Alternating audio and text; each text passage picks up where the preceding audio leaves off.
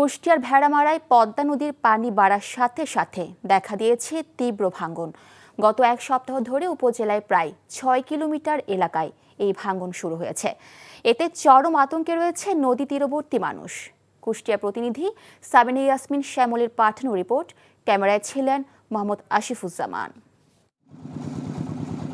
কুষ্টিয়ার পদ্মায় পানি বাড়ার সাথে সাথে জেলার ভেড়ামারা উপজেলার মুন্সিপাড়া, ১২ মাইল, টিকটিকিপাড়া, মসলিমপুর ও এর আশপাশের প্রায় ৬ কিলোমিটার এলাকা জুড়ে ভাঙন তীব্র আকার ধারণ করেছে।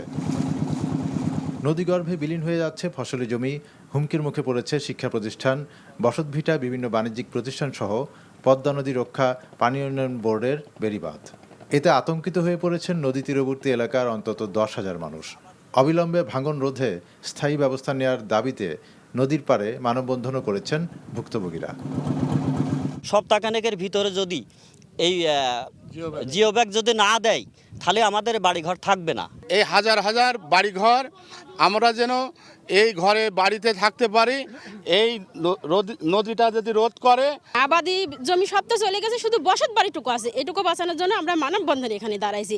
এক সপ্তাহের ভিতরে সরকারের কাছে আমরা আবেদন জানাচ্ছি যে এক সপ্তাহের ভিতরে যাতে জিও ব্যাগ দিয়ে এই ভাঙন প্রতিরোধ করে।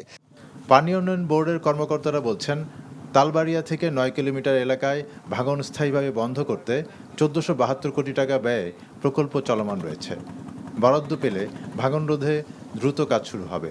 ফিজিবিলিটি স্টাডি সম্পন্ন হওয়ার পরে আমরা এই অংশটুকু প্রায় 6.72 কিলোমিটার স্থায়ী প্রতিরক্ষামূলক কাজ গ্রহণ করব। এছাড়া মানুষ যে দাবি করছে যে জিও ব্যাগ এবং টিউব ফেলে ভাঙন প্রতিরোধ করার জন্য আমরা এই বিষয়ে ঊর্ধ্বতন কর্তৃপক্ষের অনুমতি পেলে আমরা এই বিষয়ে ব্যবস্থা গ্রহণ করব। কোনো আশ্বাস নয়, ভাঙন রোধে দ্রুত স্থায়ী পদক্ষেপ নেবে সরকার, এমনটাই দাবি নদী পাড়ের মানুষের। NTV news desk.